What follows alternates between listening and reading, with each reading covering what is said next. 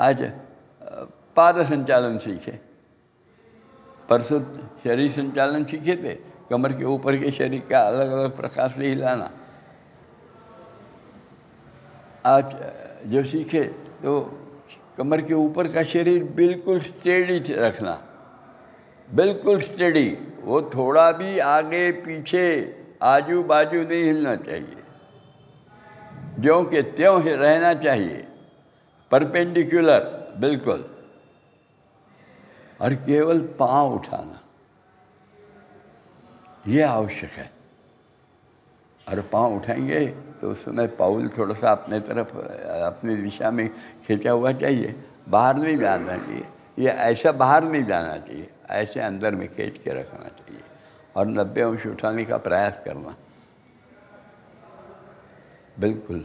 और उस समय सामान्य तौर पे हम लोग बैलेंसिंग करते हैं नैसर्गिक अपने अंदर में, तो वो जो है प्रकृति, उसके आधार पे पाँव उठाएं तो हम पीछे जाते हैं, पाँव पीछे ले जाते हैं, सामने आते हैं। बैलेंसिंग मैकेनिज्म है अपनी कुछ चित्र भी बनाई हुई, उस पर जाते हैं।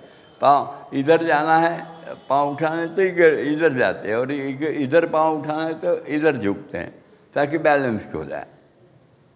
पर वो गलत बैलेंसिंग है। बैलेंसिंग करना एक मैकेनिज्म है अपने अंदर में, उसको जागरूक करते हुए करना चाहिए। और वो जागरूक करने के लिए पाद संचालन उपयोगी होता है। इसलिए जब हम सीधे रहेंगे और केवल पाँव उठाएंगे 90 अंश और थोड़ा रुकेंगे, उस समय 2-3 चीज़ें होती है। ये जो स्नायु हैं, इन स्नायुओं को एक नए प्रकार का व्यायाम होता है। कॉन्ट्रैक्शन उसका बहुत ज़्यादा होता है, बहुत ज़्यादा कॉन्ट्रैक्शन होता है। एक कॉन्ट्रैक्शन का व्यायाम है। बाकी सामान्यतः जितने व्यायाम करते हैं हम लोग, उसमें एक्सटेंशन का भी व्यायाम है, स्नायुओं का एक्सटेंशन, पर कॉन्ट्रैक्शन का भी व्यायाम इसमें होता है स्नायुओं को। उसी के साथ यहाँ ये जोड़ है, इसके ऊपर में छोटी आंत खत्म होकर, स्मॉल इंटेस्टाइन खत्म होकर लार्ज इंटेस्टाइन यानी बड़ी आंत चालू होती, उसका एक ऐसा छोटा सा लूप है। उसको कुछ डॉक्टरी भाषा में, शरीर विज्ञान की भाषा में नाम होगा, मुझे वो पता नहीं है, पर वो लूप है। वो लूप में रिजिडिटी हो जाती है और इसके समय फिर कॉन्स्टिपेशन नाम की बीमारी तैयार होती है। वो लूप को लचीला बनाना, जब हम पाँव ऊपर करते हैं, थोड़ा रुकते हैं उसमें, तो वो लचीला बनाने के लिए उपयुक्त हो जाता है वो क्रिया। यानी कॉन्स्टिपेशन दूर रखने के लिए बड़ा अच्छा है वो। जब हम पाँव पीछे ले जाते हैं सीधा रहते हुए, तो यहाँ किडनीज है, किडनीज के ऊपर उसका अच्छा परिणाम होता है। और जब पाँव बाजू में ले जाते हैं तो पूरा यूरिनरी ट्रैक जितना है, जहाँ यूरिनरी ब्लैडर इत्यादि, तो उन पर परिणाम होता है। ये 3 परिणाम बहुत विलक्षण हैं, इसलिए जो सही करना है वो भूलिए मत। अब पाँव पीछे ले जाते हैं, उस समय उंगलियां बहुत पीछे खींचना है, बाहर बाहर खींचते रहना है उंगलियां। उस समय ऐसा नहीं रहेगा, उस समय ऐसा जाएगा, पूरा खींचेंगे, पूरा खींचेंगे, उंगलियां नहीं कहेंगे, ये टेक्निक से पाँव खींचना। और फिर जब वो खींचेंगे तो घुटने में पैर सीधा रहना चाहिए। जब घुटने में सीधा रहेगा तो ये कमर के अंदर में जहाँ किडनीज है उस पर परिणाम होगा, पर वो पाँव सीधा, घुटने में सीधा चाहिए, इसकी तरफ ख्याल चाहिए हमारा। अभी बैलेंस नहीं होता, थोड़ा सा कम आएगा, अभ्यास से आने लगेगा।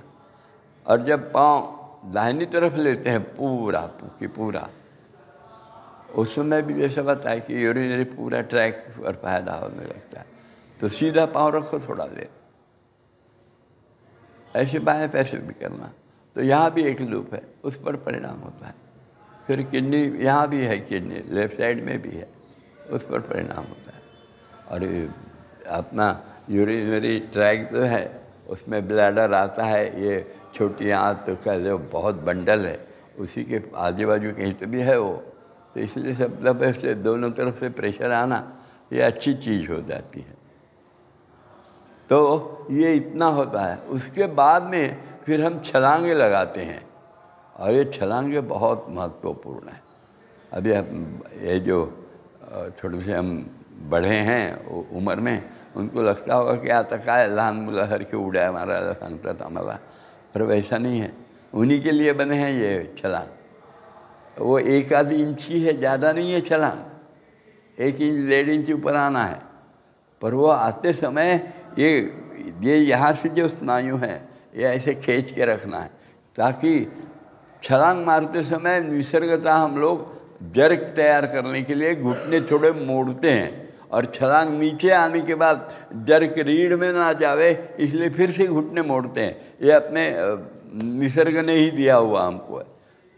तो घुटना मुड़ता है छलांग के समय, पर ये छलांग जो है इसमें घुटने नहीं मोड़ेंगे, ये जागृति रहनी चाहिए।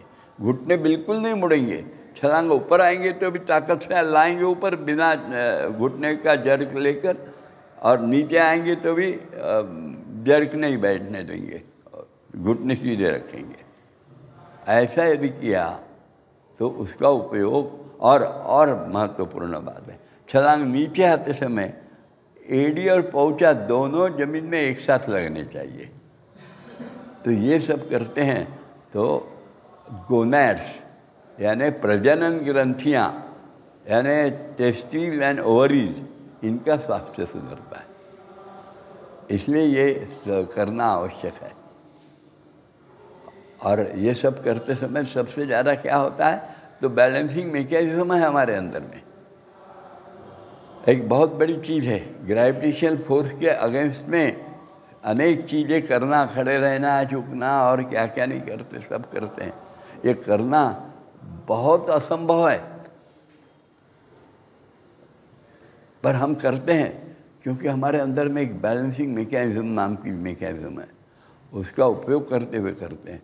पर थोड़ा सा बड़े हो गए तो भूल जाते हैं, और फिर ये जो सराउंडिंग है उसके भरोसे पे अपने को बैलेंस करते हैं। ये सराउंडिंग में चेंज हो गया तो रह जाता है, तो वैसा नहीं होना चाहिए। और सराउंडिंग्स के अलावा हम बैलेंस करना आ जाए हमारे बैलेंसिंग मैकेनिज्म का, यह फिर फायदा इससे निर्माण होता है।